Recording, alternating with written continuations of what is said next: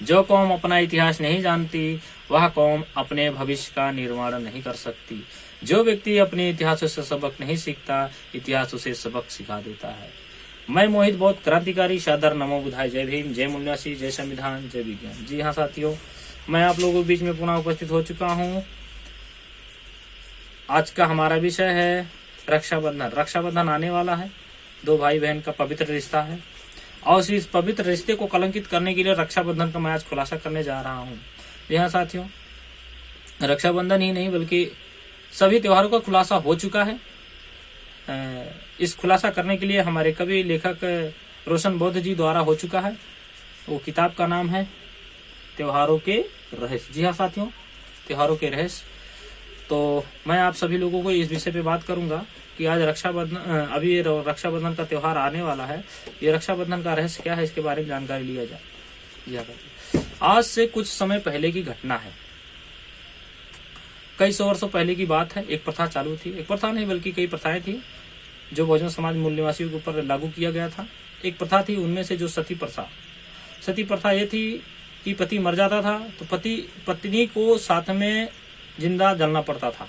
मतलब पति मर गया तो पति के चिता पे पत्नी को साथ में जिंदा जला दिया जाता था। ऐसा प्रथा लागू किया गया था।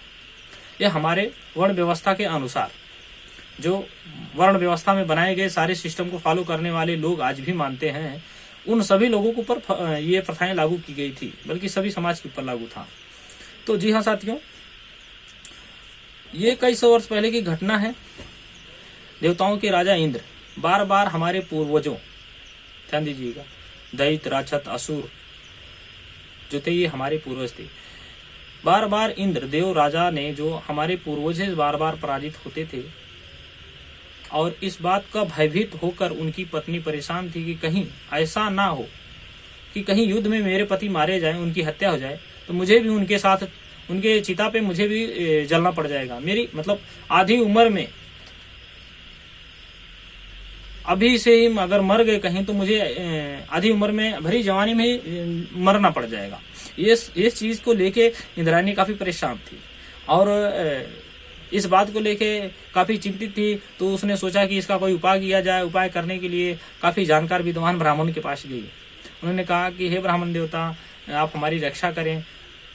तो ब्राह्मणों ने कहा कारण क्या है बताइए। उन्होंने कहा ऐसी ऐसी बात है, हमारे पति आप लोगों के राजा जो है वो बार बार युद्ध में पराजय होते हैं। कहीं ऐसा ना हो कि वो लोग हमारे राजा को मार दें या असुरों से मारे जाएं, तो मारे जाएंगे तो हमारी रक्षा कौन करेगा, इस राजपाट की देखभाल कौन करेगा।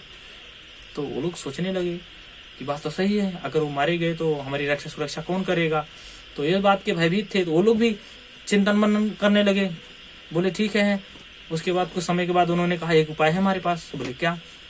बोले एक काम करो, आप जो है चंदन की लकड़ी इकट्ठा कर लो, हम बहुत बड़ा हवन यज्ञ करेंगे, जाप करेंगे, सभी देवताओं को आह्वान करेंगे, सभी शक्तियों को इकट्ठा करेंगे, फिर उसके बाद हम आपके पति की रक्षा की मनोकामना करेंगे।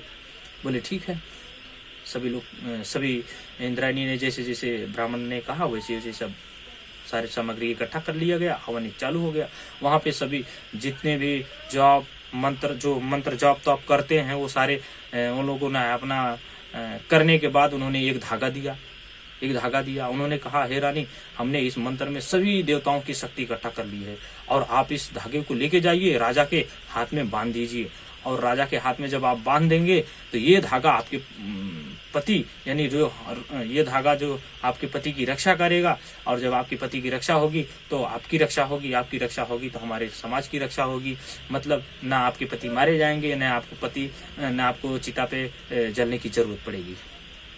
इंद्राणी ने कहा ठीक है। उसी प्रकार से जैसे जैसे लोगों ने कहा उसी तरीका से इंद्राणी ने कर दिया। जी हाँ साथियों, अब इसके तहत ये लोगों ने साम दाम दंड भेद की नीति अपनाते हुए हमारे राजा बलि राजा को, सम्राट राजा बलि को ये लोगों ने धोखे से बंदी बनाकर उनके छल कपट से हत्या कर दिया। धोखे से वो लोगों ने छल कपट से हत्या कर दिया। और इस चीज को ये लोगों ने समाज में प्रचलित कर दिया कि भाई बहन के रिश्ते को पवित्र किया, भाई बहन के पवित्र रिश्ते को कलंकित करने का काम किया। ये लोगों ने एक मंत्र भी उस समय लिखा।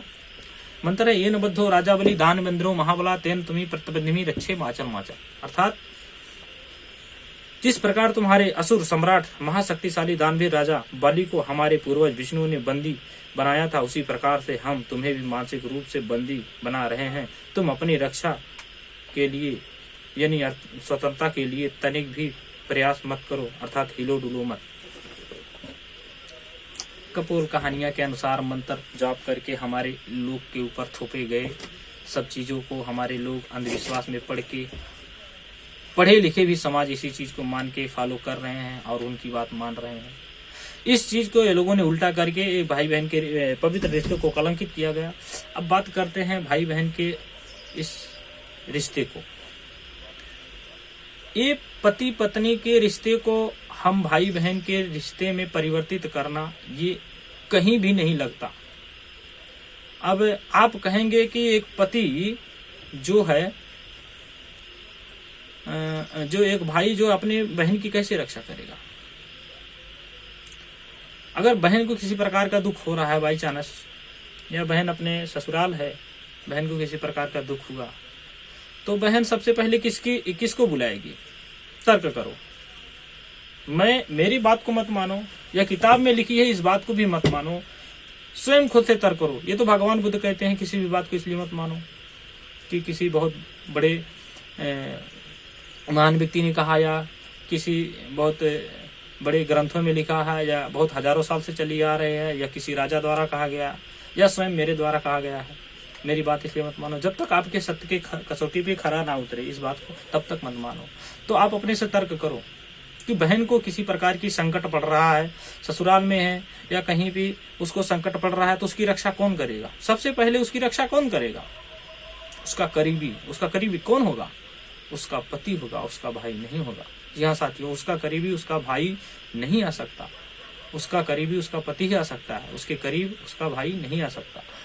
तो अगर बाई चांस आप कहते हैं कि भाई को फोन करके बुलाएगी, या भाई को चिट्ठी देके बुलाएगी, या किसी के द्वारा मैसेज करेगी कि हाँ हमारे भैया को बुला दो, हम संकट में हैं, तो ये भैया को आते आते तो बहन का काम तमाम हो जाएगा। तो कहां से ये रिश्ते पे निर्भर होता है? कहीं भी ये चीजें लागू नहीं होता। तो सबसे पहले अगर रक्षा कोई करता है, किसी प्रकार की समस्या कभी भी पड़ती है, तो पति ही अपनी पत्नी की रक्षा सुरक्षा करता है।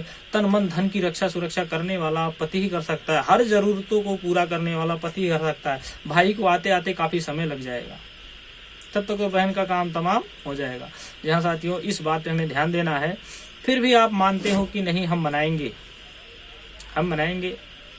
ये बहुत पहले से चली आ रही है, तो ठीक है मैं मानता हूँ आप मनाएंगे। तो आप अगर हिंदू धर्म, वैसे तो पहले आप लोग हिंदू हो नहीं, अगर आप हिंदू धर्म के अनुसार मानते हो तो ये भाई बहन का रिश्ता नहीं है, ध्यान दीजिएगा, मैं नहीं कह रहा हूँ, ये प्रमाणित तौर पे है। ये भाई बहन का रिश्ता नहीं है, बल्कि ये पति पत्नी का रिश्ता है। अगर आप अपनी बहन को पत्नी का दर्जा देते हो तो मनाइए भाई, वैसे ये गलत चीज है। काफी लोगों को बुरा लगेगा, पर सच्चाई बोलने में मुझे कोई संकोच नहीं है। तो अगर आप अपने बहन के पवित्र रिश्ते को कलंकित करना चाहते हैं तो आप खुशी खुशी मनाइए। और ये वैसे अगर आप मनाते हैं तो ये हिंदुओं के द्वारा है, आप हिंदू हैं नहीं, किसी भी प्रकार से आपके ऊपर ये लागू नहीं होता। जी हाँ साथियों, उसके बाद आप अगर मना रहे हैं, कहेंगे कि बहुत दिन से चली आ रही, बहुत पहले चली आ रही, तो मैं कहूंगा कि चलिए ठीक है, मानता हूं बहुत दिन से चली आ रही है। क्या बहुत दिन से जो चले आए चीजों को आप मानते हो? पहले आपके पूर्वजों को किसी प्रकार का अधिकार नहीं था, क्या आप भी अभी आपके पूर्वजों का अधिकार नहीं है? आपको शिक्षा प्राप्त करने का अधिकार नहीं था पहले, क्या अभी भी नहीं है? सब कुछ उपलब्ध है ना, तो क्यों नहीं आप बदल सकते? खुद को बदल सकते हो। दुनिया विज्ञान को पढ़ रही है, विज्ञान को पढ़ के आसमान पे जा रही है, आप अभी भी कीड़े मकोड़े की जिंदगी जी रहे हो। जी हाँ साथियों, बहुत ध्यान देने की जरूरत है। तो इस बात पे हमें विश्वास और अंधविश्वास दोनों देख के चलना होगा। विश्वास कहाँ करना है, अंधविश्वास पे कहाँ देख के ध्यान देना है कि विश्वास में अंधविश्वास कहाँ से आ रहा है।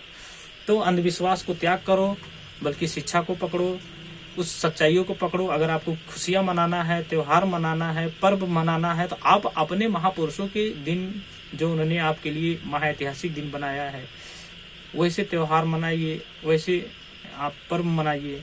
तो इससे आपको बहुत ही फायदा होगा, क्योंकि आपका इतिहास कायम रहेगा। आपके आने वाले बच्चे, आपके आने वाली पीढ़ी इससे सबक सीखेगी। और नहीं तो हम तो व्यर्थ की जिंदगी गंवा बैठे हैं।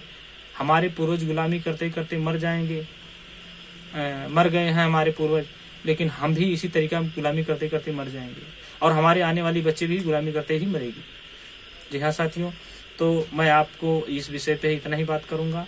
नमो बुद्धाय, जय भीम, जय मूल्यवासी, जय संविधान। वीडियो अच्छा लगे तो लाइक शेयर कमेंट अवश्य करें।